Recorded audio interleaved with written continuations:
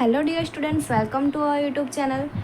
આજે આપણે જોવાના છીએ સ્ટાન્ડર્ડ 12 એકાઉન્ટ, જેમાં ચેપ્ટર નંબર 7 ભાગીદારી પેઢીનું વિસર્જન. આ ચેપ્ટર ટોટલ તમને 7 માર્કમાં પૂછાય છે. Total 7 mark. 7 માર્કમાંથી તમને 3 માર્કની થિયરી કાં તો 4 માર્કનો દાખલો એવી રીતે બી પૂછી શકે છે, એટલે ટોટલ 7 માર્ક થશે. કાં તો 2 માર્કની થિયરી પૂછશે ને 4 માર્કનો દાખલો પૂછી શકે છે. એવી રીતે આ ચેપ્ટરમાંથી ટોટલ 7 માર્કનું પૂછાવાનું છે. તો સ્ટાર્ટ કરીએ. સૌથી પહેલાં આપણે થિયરી સમજીશું, પછી આપણે દાખલાઓ સ્ટાર્ટ કરીશું. તો અહીંયા છે સૌથી પહેલાં વિસર્જનનો અર્થ. તો વિસર્જન એટલે શું? તો વિસર્જન એટલે જે તે બાબતના અસ્તિત્વનો અંત. કોઈ પેઢી છે તેનો અંત આવે છે, તેને કહેવામાં આવશે વિસર્જન. અહીં ભાગીદારી અને ભાગીદારી પેઢીના વિસર્જન. જો અહીંયા ભાગીદારીનું વિસર્જન બી હોય છે અને ભાગીદારી પેઢીનું વિસર્જન બી હોય છે. તેની પણ આપણે વ્યાખ્યાઓ જોવાના છીએ. તો કયું કયું હોય છે? ભાગીદારી પેઢીનું વિસર્જન અને ભાગીદારીનું વિસર્જન. ઓકે, તો અર્થ જોઈએ. જ્યારે ભાગીદારી પેઢી તેનું ધંધાકીય કામકાજ કે ધંધો કાયમ માટે બંધ કરે, એટલે કે કાયદાકીય દ્રષ્ટિએ પેઢીનું વિસર્જન કાયમ માટે મટી જાય, ત્યારે પેઢીનું વિસર્જન થયું કહેવાય. ભાગીદારી પેઢીનું વિસર્જન થયું કહેવાય.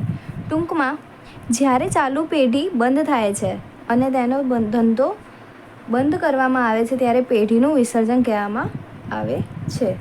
જ્યારે કોઈ બી પેઢી છે, તેમાં કામ કરતા જે વર્કર છે તે બધાનું વિસર્જન થઈ જાય છે, એટલે કે આખો ધંધો જ બંધ થઈ જાય છે, તેને કહેવામાં આવે છે ભાગીદારી પેઢીનું વિસર્જન.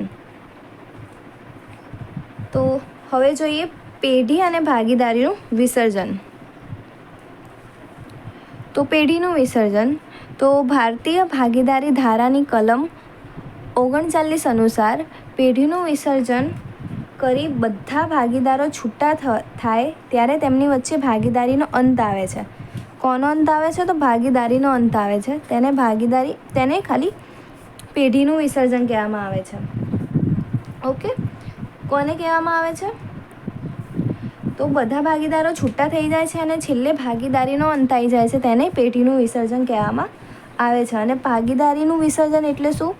તો જ્યારે કોઈ પણ એક ભાગીદારની મૃત્યુ કે નાદારી કે કોઈ અન્ય કોઈ કારણોસર ધંધો બંધ કરવામાં આવે, પણ બાકીના ભાગીદારો ધંધો ચાલુ રાખે, ત્યારે ભાગીદારીનું વિસર્જન કહેવામાં આવે છે. ત્યારે ભાગીદારીનું વિસર્જન, જ્યારે કોઈ પણ ભાગીદાર છે તેની નિવૃત્તિ થાય, મૃત્યુ થાય, નાદાર જાહેર થાય કે કોઈ પણ કારણોસર તે ધંધો છોડીને જતો રહે છે, પણ બીજા બધા જે ભાગીદારો છે, તેના સિવાયના બીજા ભાગીદારો છે, તે ધંધો ચાલુ રાખે, તેને ભાગીદારીનું વિસર્જન થયું કહેવાય. અને ભાગીદારી પેઢીનું વિસર્જન કોને કહેવાશે? તો ધંધો જ બંધ થઈ જાય છે, આખો ધંધો બંધ કરી દેવામાં આવે છે, તેને કહેવાશે પેઢીનું વિસર્જન. ભાગીદારીનો અંત આવે તેને કહેવાય પેઢીનું વિસર્જન. ઓકે, હવે આગળ આપણે આ બંનેનો તફાવત જોઈશું. તો તફાવત આ બોર્ડની એક્ઝામમાં પૂછાઈ ગયેલો છે. ભાગીદારી અને ભાગીદારી પેઢીના વિસર્જન વચ્ચેનો તફાવત. આ IMP છે, એક વખત બોર્ડની એક્ઝામમાં પૂછાઈ ગયેલો ક્વેશ્ચન છે. તો એ જોઈએ. અહીંયા છે ભાગીદારીનું વિસર્જન અને અહીંયા ભાગીદારી પેઢીનું વિસર્જન. તો અર્થ: ભાગીદારીનું પુનર્ગઠન એટલે ભાગીદારીનું વિસર્જન.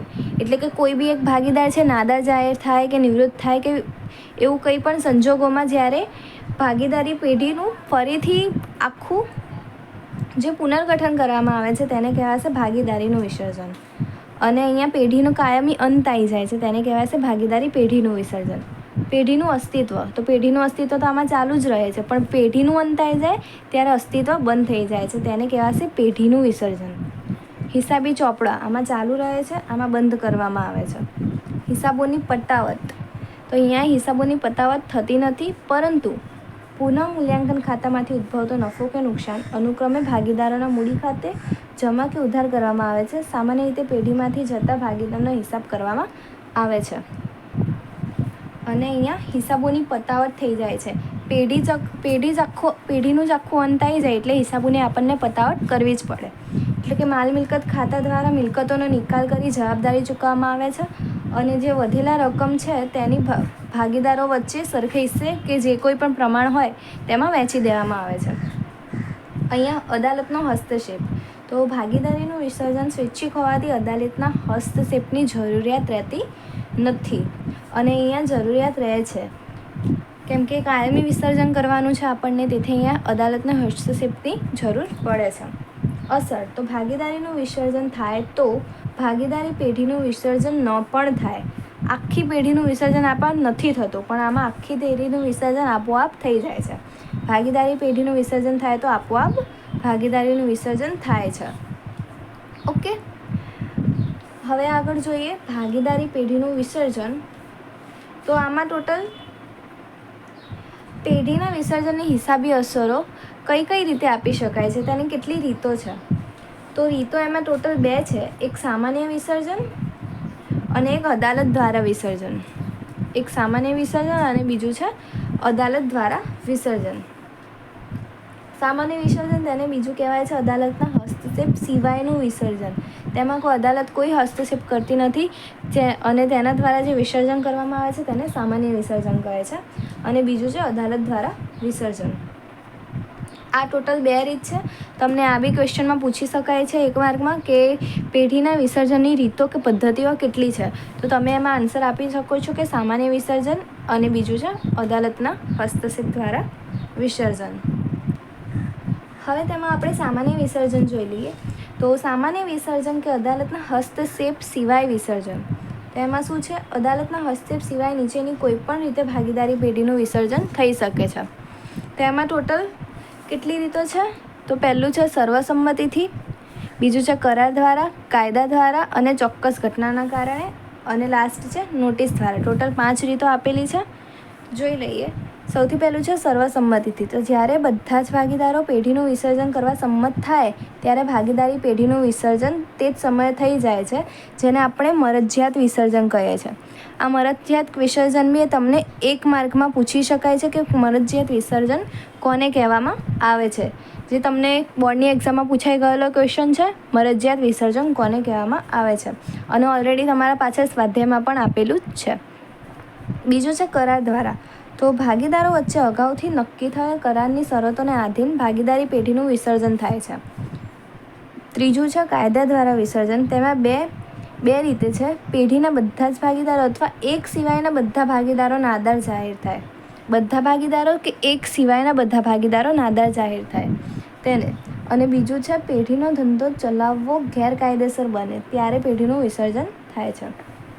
ચોથું છે ચોક્કસ ઘટનાને કારણે.